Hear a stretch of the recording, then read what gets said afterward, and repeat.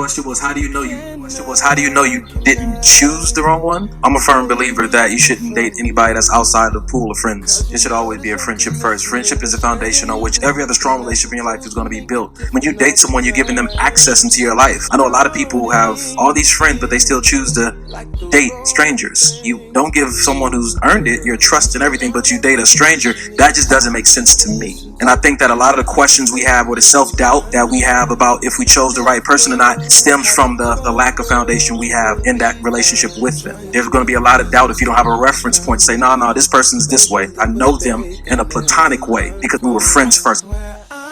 Because if we're going into the dating arena or relationship in the mindset of I don't want to be fooled, the motivation and the intent that you're walking into it with is already a self-sabotage. Because when people have that attitude or that outlook like who's trying to fool me, it prevents you from enjoying the joy and the adventure and the beauty of what is really put before you. And so what I often tell a lot of my single friends and my clients is pray for spiritual discernment. This is what's supposed to keep you from being fooled. The Holy Spirit is to bring you into all truth. So we don't have to lean to our understanding. We don't have to lean to our own facts, our own statistics. Whatever the person is showing us, we take it to God and say, I know this is what they told me, God, but what are they really saying? The Holy Spirit provides you with that discernment, that ability to see. I would also say have good accountability partners. Good accountability partners, they can see what you don't see because you're in it. And they can see, well, you're changing, you're doing something different, you're compromising. Strong accountability partners. And the last thing I'll say is the enemy always tries to present you with a decoy right before the real thing arrives.